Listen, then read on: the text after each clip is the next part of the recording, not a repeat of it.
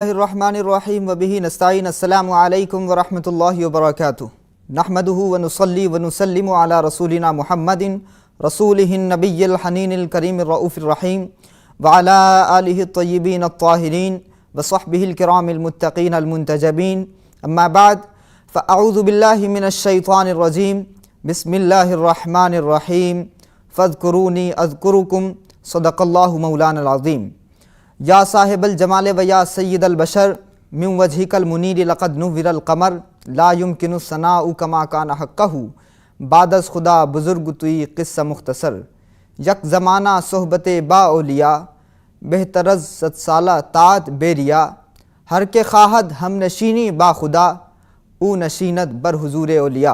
अल्लाह रब्बुल इज़्ज़त का बेपाया शुक्र है कि उसने हमें अपने बरगुज़ीदा बंदे सुल्तानुल हिंद हज़रत ख्वाजा गरीब नवाज़ रहमतुल्लाह अलैह के बारगाह में अपनी अक़ीदतों का खिराज पेश करने की तौफ़ीक़ अता फ़रमाई। हम बात कर रहे हैं ख्वाजा ख़ाजगां हज़रत ख्वाजा मोइनुद्दीन चिश्ती अजमेरी रहमहुल्लाह के हवाले से। तो हम सिलसिला चिश्तिया के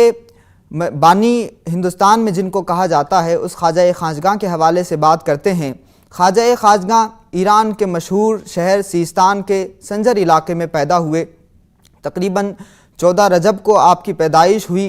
और आपकी पैदाइश का ज़माना आपकी वालिदा मोहतरमा बताती हैं कि पैदाइश से पहले हज़रत ख्वाजा की पैदाइश से पहले बहुत से बरकत के आसार नज़र आते थे।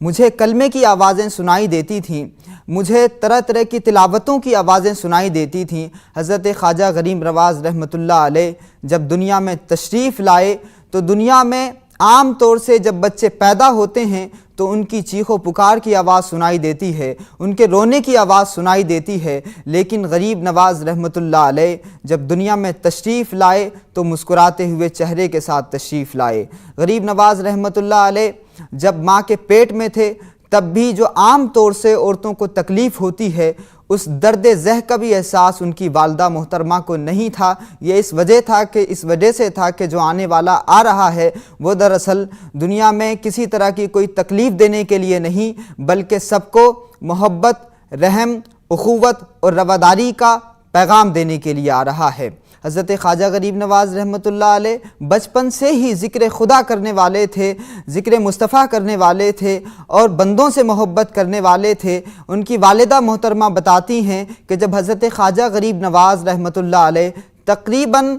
5 से 6 बरस की उम्र में थे तो बाहर जाते, अपने साथ के बच्चों को घर में लेकर आते और खाना खिलाते। इस्लाम में खाना खिलाने को बहुत ज़्यादा अहमियत दी गई है। बचपन में ही हज़रत ख्वाजा गरीब नवाज़ रहमतुल्लाह अलैह ने समरकंद और बुखारा में तालीम हासिल की। फिर जब ये तालीम का सिलसिला आगे बढ़ा उसी दौरान वालिद मोहतरम का इंतकाल हो गया। वालिद का साया सर से उठ जाने के बाद एक बड़ी ज़िम्मेदारी हज़रत ख्वाजा के सर पे आ गई। तो जब हज़रत ख्वाजा गरीब नवाज़ के सर से वालिद का साया उठ गया तो हज़रत ख्वाजा ने फिर तालीम को रोक कर वो जो विरसा छोड़ा था वालिद मोहतरम ने, एक चक्की थी और एक बाग था, हज़रत ख्वाजा ने उस तरफ तवज्जो देनी शुरू कर दी। उसी दौरान वो अपने बाग की तरबियत करते, वो अपने बाग में पानी लगा रहे थे तो एक दिन मशहूर ज़माना बुज़ुर्ग हज़रत इब्राहिम कुंदूज़ी रहमतुल्लाह अलैह उस बाग में तशरीफ़ लाए। वालिद का साया सर से उड़ चुका है और फिर बेचैनी इस वजह से बढ़ गई है कि इल्म भी हासिल करना है क्योंकि वालिद मोहतरम का ख्वाब था। उसी दौरान जब हज़रत इब्राहिम कुंदूज़ी रहमतुल्लाह अलैह जब बाग में तशरीफ़ लाए तो चूँकि बाअदब बच्चा था, बड़ा तहज़ीब याफ्ता बच्चा था, माँ ने सिखाया था कि बड़ों का एहतराम क्या होता है, बड़ों की ताज़ीम क्या होती है, बड़ों का इज़्ज़त व एहतराम क्या होता है। हज़रत ख्वाजा ने एक फरमा बरदार बेटे की तरह अपनी माँ की तालीम को बाग में भी याद रखा और जब वो बुज़ुर्ग वहाँ तशरीफ़ लाए तो बड़ी मोहब्बत से एक सायादार दरख्त के नीचे हज़रत इब्राहिम कुंदूज़ी रहमतुल्लाह अलैह को बिठाया और उनकी बारगाह में मोहब्बत से पानी पेश किया। साथ ही कुछ अंगूर के खोशे भी वहाँ पर रखे। हज़रत इब्राहिम कुंदूज़ी रहमतुल्लाह अलैह को इस बच्चे की ये अदा बड़ी पसंद आई और अपनी जेब से एक रोटी का टुकड़ा निकाला और हज़रत इब्राहिम कुंदूज़ी फरमाते हैं कि महबूब ये तुम्हारी दावत थी अंगूरों का खिलाना और ये रोटी का टुकड़ा ये मेरी दावत है। जब हज़रत ख्वाजा ने वो रोटी का टुकड़ा खाया तो यकायक दिल की दुनिया बदल गई। हालांकि جب ہم سنتے ہیں بزرگوں کے واقعات میں تو ہمیں ایسے ہی اچانک تبدیل ہونے والے بہت سارے واقعات اور حالات ملتے ہیں۔ جب اللہ کو کسی سے کام لینا ہوتا ہے تو وہ ایسے ہی مواقع، ایسی ہی تربیتیں اور ایسے ہی مواقع فراہم کرتا ہے کہ حرکت کے لیے، تحریک کے لیے حضرت ابراہیم قندوزی رحمۃ اللہ علیہ کا وہ روٹی کا چھوٹا سا ٹکڑا بڑا کامیاب ثابت ہوا۔ اس کے بعد حضرت خواجہ نے اپنا سب کچھ، اپنا گھر بار، اپنی چکی اور وراثت میں وہ جو باغ پایا تھا، سب راہ خدا میں قربان کر کے پھر علم کے حصول کے لیے چلے گئے۔ اس دور میں مشہور درسگاہیں تھیں سمرقند و بخارا کی۔ حضرت خواجہ غریب نواز رحمۃ اللہ علیہ نے وہاں پر تعلیم حاصل کی، کیونکہ یہ رواج رہا ہے مسلمانوں میں کہ جب وہ علم حاصل کرتے تھے تو علم کے ساتھ ساتھ چونکہ وائرس آتا ہے، وائرس تکبر کی شکل میں آتا ہے، غرور کی شکل میں آتا ہے، گھمنڈ کی شکل میں آتا ہے، جس کی نظیریں ہم دنیا بھر میں دیکھ سکتے ہیں۔ اس وقت کا رواج یہ بڑا عام تھا کہ جب بھی علماء مدرسے سے فارغ ہوتے تو کسی شیخ کامل، کسی پیر کی بارگاہ میں جاتے، کسی صوفی کی بارگاہ میں جاتے کہ وہ علم کے ساتھ، ان فنون کے ساتھ جو تکبر وائرس کی شکل میں آیا ہے،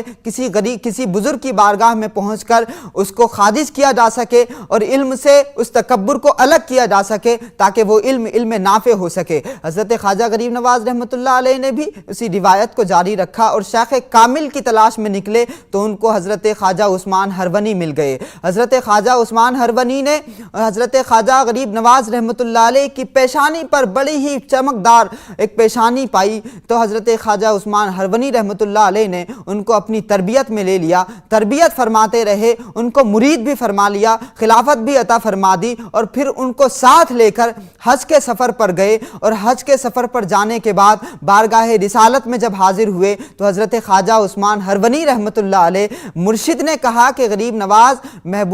اپنے محبوب کی بارگاہ میں، آقا کی بارگاہ میں سلام پیش کریے۔ تو حضرت خواجہ نے نہایت ادبانہ لہجے میں اپنے آقا و مولا آقا کائنات علیہ الصلوۃ والسلام کی بارگاہ میں نہایت عقیدت مندانہ سلام پیش کیا، السلام علیکم یا رحمت للعالمین۔ تو پھر جواب آیا، روایتوں میں ملتا ہے کہ سننے والوں نے سنا، جواب آیا السلام علیکم السلام یا سلطان الہند۔ حضرت خواجہ غریب نواز کو بارگاہ رسالت مآب صلی اللہ علیہ وآلہ وسلم سے سلطان الہند کا خطاب ملا۔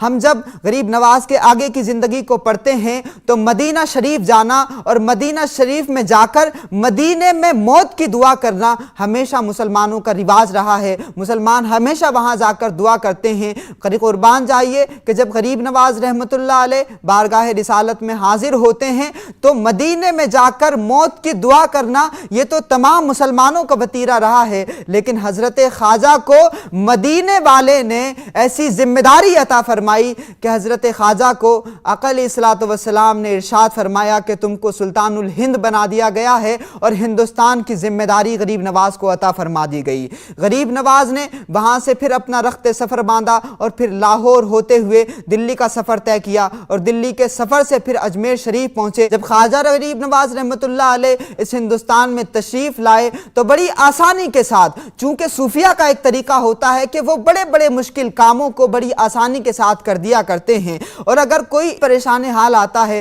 کوئی بھی بھوکا آتا ہے، کوئی بھی مصیبت زدہ آتا ہے تو حضرت خواجہ غریب نواز رحمۃ اللہ علیہ یہ نہیں پوچھتے ہیں کہ تمہارا مذہب کیا ہے، تمہاری ذات کیا ہے، کس برادری سے تعلق رکھتے ہو، کس علاقے سے تعلق رکھتے ہو، بلکہ حضرت خواجہ یہی پوچھتے ہیں کہ تمہاری تکلیف کیا ہے، تمہاری پریشانی کیا ہے۔ تو وہ بلا تفریق مذہب و ملت پریشانیوں کو دور کرتے نظر آتے ہیں، بھوکوں کو کھانا کھلاتے نظر آتے ہیں، مصیبت زدگان کی مصیبتوں کو دور کرتے نظر آتے ہیں، کیونکہ ان کا تصور یہ کلیئر ہے، اللہ کی جو بھی بنائی ہوئی چیز ہوتی ہے وہ سب کے لیے ہوتی ہے، جو بھی اللہ کا منتخب ہوتا ہے، جو بھی انتخاب خداوندی ہوتا ہے وہ پرٹیکولر کسی ایک کمیونٹی کے لیے نہیں ہوتا، وہ کسی ایک سمودائے کے لیے نہیں ہوتا، وہ کسی ایک گروپ کے لیے نہیں ہوتا، بلکہ وہ تمام مذاہب کے لوگوں کے لیے ہوتا ہے۔ تو غریب نواز سب کے ہیں، اور ہم اسی عمل کو دیکھتے ہیں کہ جب غریب نواز نے، وہ واقعہ بڑا مشہور ہے کہ جب غریب نواز کو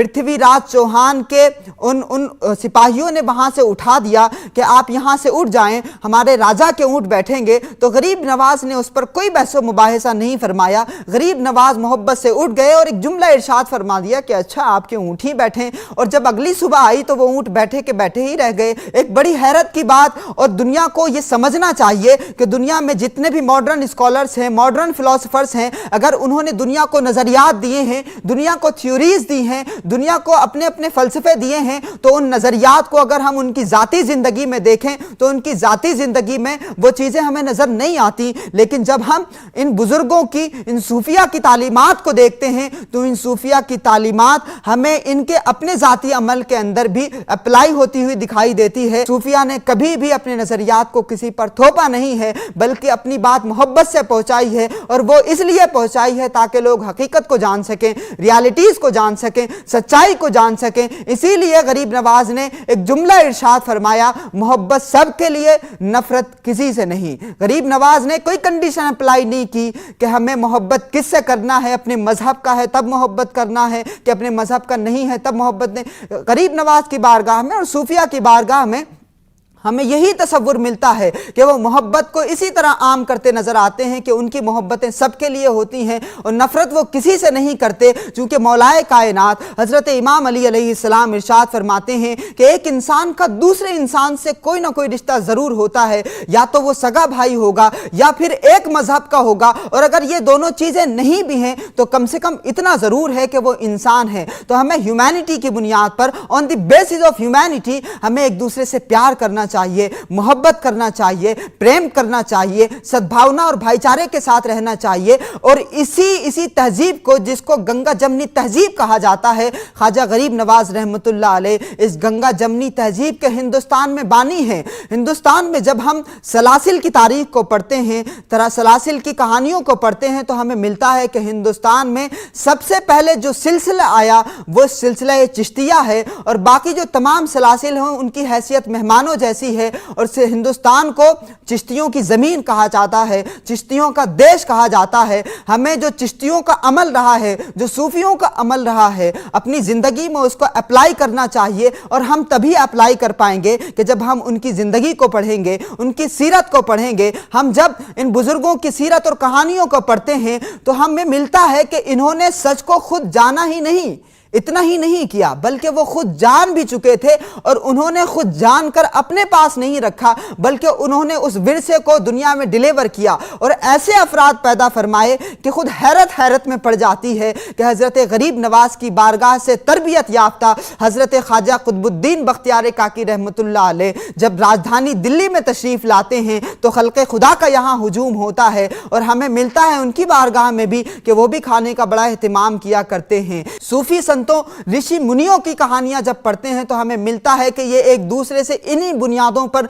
जुड़े हुए नजर आते हैं। एक दूसरे के यहाँ आना जाना, एक दूसरे के त्योहारों में शिरकत करना, एक दूसरे की खुशियों में शरीक होना, एक दूसरे के रंजोगम में शामिल होना हमारे सूफिया की तारीख रही है। हम जिस हिंदुस्तान की कल्पना करते हैं, हम जिस हिंदुस्तान में रहते हैं, वह ऐसा multi cultural, multi language, multi religion देश है कि यहाँ की खूबसूरती दुनिया को एक मिसाल देती है। और यही वो वजह है कि यहाँ पर हमारे हिंदुस्तान में जो एक मुख्तलिफ जो एक चमनिस्तान नज़र आता है, और इस बाग में मुख्तलिफ रंगों के, मुख्तलिफ खुशबुओं के जो फूल नज़र आते हैं, वो इन्हीं सूफी संतों, ऋषि मुनियों की तरबियतों का नतीजा है कि यहाँ पर लोग एक दूसरे के साथ अपने अपने मजहब पर रहते हुए भी मोहब्बत से रहते हैं। हज़रत ख्वाजा गरीब नवाज रहमतुल्लाह अलैह फरमाते हैं कि एक इंसान को सूरज की तरह मुशफिक होना चाहिए। सूरज की रोशनी सब तक पहुँचती है, वो जात पात का, मजहब का कोई फ़र्क नहीं करता। इसीलिए गरीब नवाज अपनी ज़ाती ज़िंदगी में उसको अप्लाई करते नज़र आते हैं कि उनकी शफ़क़त जिस तरह से मुसलमान के लिए है, उसी तरह से दूसरे भाइयों के लिए भी है। इसी तरह गरीब नवाज ने फरमाया कि दरिया की तरह सखावत होनी चाहिए। तो गरीब नवाज ने इंसान के अंदर दरिया की सखावत की जहाँ तक बात की, तो खुद उसको अपनी ज़ाती ज़िंदगी में अप्लाई करते नज़र आते हैं कि वो खुद नहीं खाते, बल्कि अगर कोई हिंदू भाई भूखा है तो अपने मुँह का लुक़मा उनको दे दिया करते ہوتے ہیں۔ جب حضرت خواجہ غریب نواز نے ارشاد فرمایا کہ زمین کی طرح تواضع اور انکساری ہونا چاہیے، تو غریب نواز نے اس کو اپنی ذاتی زندگی میں اپلائی بھی کیا کہ وہ ایسے عاجزی اور انکساری کے پیگر بنے کہ جب جوگی جے پال آسمان پر اڑے اور انہوں نے پتھروں کی بارش شروع کر دی تو غریب نواز نے کوئی ایسا انتہا پسندانہ قدم وہاں پر نہیں اٹھایا کہ جوگی جے پال کو ان کی جان کو کوئی خطرہ ہو جاتا، کیونکہ وہ جرم کے مخالف ہوتے ہیں، وہ مجرم کے مخالف نہیں ہوتے، وہ گناہ کے مخالف ہوتے ہیں، گناہ گار کے مخالف نہیں ہوتے۔ اسی وجہ سے وہ جوگی جے پال جو اب تک ہواؤں میں اڑ کر باطل کی نمائندگی کر رہا تھا، جھوٹ کی نمائندگی کر رہا تھا، حضرت خواجہ نے اس جب جرم کو جوگی جے پال کی زندگی سے نکال دیا تو وہی جوگی جے پال عبداللہ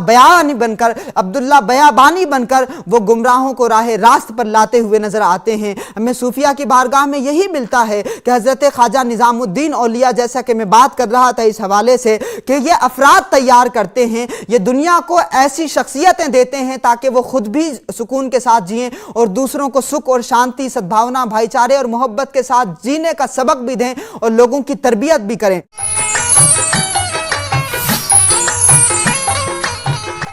صوفیہ صرف اپنے لیے نہیں جیتے بلکہ یہ دنیا کے لیے ہوتے ہیں۔ ہندوستان میں آنے کے بعد حضرت خواجہ غریب نواز رحمۃ اللہ علیہ کی جو زبان تھی وہ پرشین تھی، چونکہ وہ پرشین امپائر سے آ رہے تھے اور ہندوستان کی زمین دوسری تھی۔ ایک بڑا چیلنج تھا کہ یہاں پر کس طرح سے تربیت کی جا سکے۔ تو جیسا کہ میں نے کہا کہ ظاہری علوم حاصل کرنے والوں کی عقلیں، ظاہری علوم حاصل کرنے والوں کی حدود جہاں پر ختم ہوتی ہے وہاں سے صوفیہ کی ابتدا ہوتی ہے، وہاں سے صوفیہ کی شروعات ہوتی ہے۔ صوفیہ کا یہ وتیرہ رہا ہے کہ اللہ رب العزت ان کو وہ ذہن عطا فرماتا ہے، وہ انڈرسٹینڈنگ عطا فرماتا ہے، وہ شعور عطا فرماتا ہے کہ یہ جس علاقے میں پہنچ جاتے ہیں وہیں کی زبان میں لوگوں کو بات کرنے لگتے ہیں، وہیں کی زبان میں لوگوں کو سمجھانے لگتے ہیں، وہیں کی زبان میں لوگوں کو تربیت کرنے لگتے ہیں۔ تو اس کا نتیجہ یہ ہوتا ہے کہ بہت ہی کم وقت میں خلق خدا کا ہجوم ان کے ارد گرد نظر آتا ہے، اور چونکہ ان کے یہاں انتہا پسندی، ایکسٹریمزم، تشدد اور نفرت کا کوئی تصور نہیں ہوتا، یہ محبت کے بانٹنے والے ہوتے ہیں، یہ محبت کا کاروبار کرنے والے ہوتے ہیں، اس لیے ان کے یہاں بلا تفریق مذہب و ملت ہمیں لوگ دکھائی دیتے ہیں۔ محبوب الہی، جیسا کہ میں نے کہا کہ بزرگ ماہر نفسیات ہوتے ہیں، وہ سائیکالوجی کو پڑھ کر کے لوگوں کی تربیت کرتے ہیں۔ ہمارے یہاں علوم ظاہری حاصل کرنے والے لوگ جو ہیں، جیسا کہ ہمیں ملتا ہے کہ جس طرح سے آج کے نوجوان اور آج کے لوگوں کا جو برتاؤ ہے یا جو بیہیویئر ہے یا جو مزاج بن گیا ہے وہ یہ ہے کہ علماء سے دوری ہو رہی ہے، اور علماء سے دوری کی وجہ دین سے دوری ہوتی جا رہی ہے۔ لیکن ہم جب ان صوفیہ کی تاریخ کو پڑھتے ہیں تو ہمیں ملتا ہے کہ عوام ان کے ساتھ جڑی ہوئی نظر آتی ہے۔ ہمیں اس وجہ کو جاننا چاہیے اور اس وجہ کو جان کر کے ہمیں اپنی ذاتی زندگی میں اس کو اپلائی کرنا چاہیے۔ ہم صوفیوں کی تاریخ میں پڑھتے ہیں کہ صوفیہ کبھی بھی پیٹ کے درد کے مریض کو سر درد کی دوا نہیں دیتے تھے، وہ ماہر نفسیات ہوتے تھے، وہ لوگوں کے چہرے پڑھ لیا کرتے تھے کہ اس مریض کو کون سی دوا کی ضرورت ہے، تو جس دوا کی ضرورت ہوتی اسی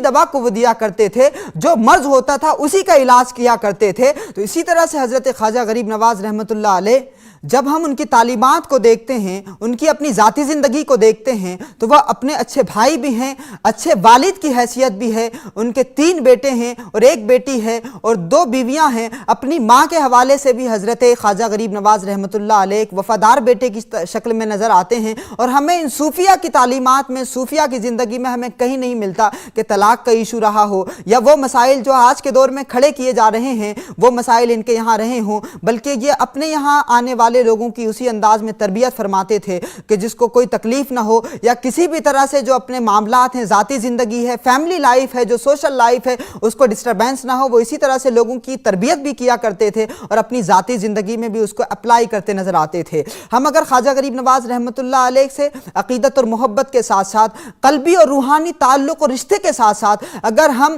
ان کے واقعی وفادار غلام بننا چاہتے ہیں، اگر واقعی ہم مراتب حاصل کرنا چاہتے ہیں اور آج کی دنیا میں ہم اپنے آپ کو باقی رکھنا چاہتے ہیں، تو ہمیں اسی گنگا جمنی تہذیب کو جس کے بانی حضرت خواجہ ہیں اور سلاسل چشتیہ اور دوسرے مشائخین ہیں، دوسرے سلاسل کے مشائخین ہیں، اس کو دیکھنا چاہیے۔ حضرت خواجہ نے بالخصوص جس طرح سے گنگا جمنی تہذیب کی یہاں بنیادیں رکھی ہیں، ایک دوسرے کو برداشت کرنے کا جو کلچر دیا ہے، ایک دوسرے کے ساتھ پریم، سدبھاونا، محبت اور بھائی چارے کے ساتھ جو رہنے کا ایک پیغام دیا ہے، اور جس کی نظیریں آج بھی ہمیں غریب نواز کے آستانے پہ ملتی ہیں کہ ایک ہندو بھائی بھی शायद इस बात को वो लॉजिकली दुनिया के सामने पेश ना कर सके कि वो गरीब नवाज की चौखट से क्यों अपनी चाबी लगाकर रोज़ाना दुकान खोलता है, लेकिन एक अकीदत है, मोहब्बत का रिश्ता है, उनकी बारगाहों से सब मोहब्बत करते हैं। हम गरीब नवाज से मोहब्बत और कल्बी रूहानी रिश्ते के साथ साथ उनकी तालीमात को जहन में रखें तो वह हमारे लिए, हमारी आने वाली नस्लों के लिए, हमारी बका के लिए और पुरअमन बकाए बाहमी के लिए, फ़िरका वाराना हम आहंगी के लिए बहुत ज़्यादा बेहतर है। हमें दो चीज़ों को बैलेंस करना है, एक तो हुकूकुल्लाह हैं और दूसरे हुकूकुल इबाद हैं। हम गरीब नवाज की तालीमात में, गरीब नवाज की ज़िंदगी में इन दोनों चीज़ों को जब देखते हैं तो ये बदरजा यतम नज़र आते हैं कि गरीब नवाज अल्लाह की बारगाह में सजदा भी करते हैं, रोज़ा भी रखते हैं, नमाज भी पढ़ते हैं और हम ये देखते हैं एक्सरसाइज करते हैं सूफिया। गरीब नवाज ने रोज़े क्यों रखे, इसकी वजह जानना भी ज़रूरी है। रोज़ा एक तो यह है कि तकवा और तहारत पैदा करता है, दूसरी वजह यह है कि किसी की भूख का एहसास वही कर सकता है जो कभी भूखा रहा हो। इसलिए सूफिया के यहाँ हमें एहतमाम मिलता है रोज़ों का, क्योंकि वो खुद भूख का एहसास करते हैं तो किसी भूखे को खाना खिलाते हैं, इसलिए कि भूख की शिद्दत वो खुद महसूस करते हैं। गरीब नवाज रहमतुल्लाह अलैह की तालीमात ये हैं कि हज़रत गरीब नवाज फरमाते हैं कि दरवेश वो है जो अपनी बारगाह से किसी को खाली ना लौटाए।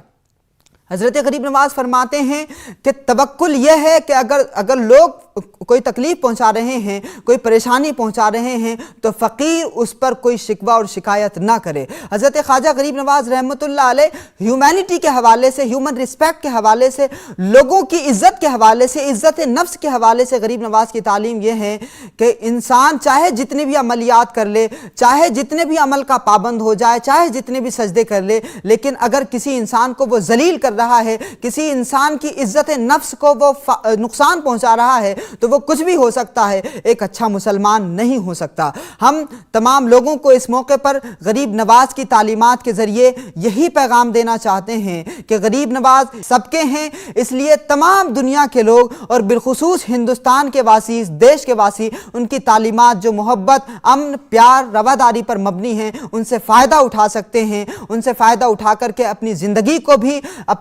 को भी ट्रैक पर ला सकते हैं और अपनी गंगा जमनी तहजीब को भी बाकी रख सकते हैं। हमें आज फिर उसी तालीमात को आम करने की ज़रूरत है कि हमारे यहाँ इंसानों में कोई भेदभाव नहीं है, कोई अनटचेबिलिटी नहीं है, सारे इंसान बराबर हैं। इक्वालिटी का जो मैसेज हज़रत ख्वाजा ने इस हिंदुस्तान में दिया है, जो डिसबैलेंस को ख़त्म किया है और जो बैलेंस और तवाज़ुन बरकरार फरमाया है गरीब नवाज ने अपनी तालीमात के ज़रिए, हमें फिर आज उन्हीं तालीमात को दुनिया भर के लोगों में और बिलखुसूस हिंदुस्तान के इस ज़ात पात के निज़ाम में लोगों में फिर ये शऊर बेदार करने की ज़रूरत है, जिससे हमारे देश में भी तरक्की होगी। जिस देश के वासी अच्छे होते हैं, जिस देश के शहरी अच्छे होते हैं, तरक्की याफ्ता होते हैं, वो यकीनन वो देश तरक्की याफ्ता होता है और तरक्की की राह पर गामजन होता है। शहर रजबुल मुरज्जब हज़रत ख्वाजा गरीब नवाज रहमतुल्लाह अलैह का विसाल हुआ और जब हम विसाल को देखते हैं तो कुछ लोगों को शायद ये एतराज़ होता है कि उर्स क्यों मनाया जाता है। तो मैं बस एक वाक़या, ताकि वो एक कॉन्सेप्ट क्लियर हो जाए, और वो ये है कि दरअसल मरते दुनिया के वो लोग हैं जो अल्लाह को राज़ी ना कर सके हों या अल्लाह के फरमा बरदार ना रहे हों। ये बुज़ुर्ग जो मरते हैं दरअसल ये अल्लाह से इनका विसाल होता है, ये अल्लाह की बारगाह में पहुँचते हैं और ये आका अलैहिस्सलातु वस्सलाम की ज़ियारत करते हैं। तो इनके लिए ये मौत का दिन नहीं होता बल्कि इनके लिए ईद का दिन होता है और इसी को उर्स कहा जाता है, खुशी का दिन कहा जाता है। हज़रत बिलाल हबशी रज़ियल्लाहु ताला अन्हु का जब आखिरी वक्त आया तो लोग रोने लगे, उनकी बीवी रोने लगी और वो कहने लगी वाह हुज़ना। हज़रत बिलाल हबशी ने नज़ा के आलम में इरशाद फरमाया कि मेरी बीवी रोती क्यों हो, आज रोने का दिन नहीं है, आज तो यार से यार की मुलाकात का दिन है। तो यार से यार की मुलाकात के दिन रोया नहीं जाता बल्कि हंसा जाता है, सेलिब्रेशन होता है। तो हम गरीब नवाज का उर्स जो करते हैं, ये तमाम दुनिया में ये उर्स का जो सेलिब्रेशन है वो इसीलिए है कि हम उर्स का सेलिब्रेशन दरअसल किसी की मौत पर नहीं करते। ये एक बंदा अपने खुदा से मिल रहा होता है, ये एक मखलूक अपने खालिक से मिल रही होती है, तो उस मिलाप का सेलिब्रेशन है जिसको हम उर्स की शक्ल में दुनिया भर के सामने पेश करते हैं। और बहुत शुक्रिया। वमा अलैना इल्लल बलाग।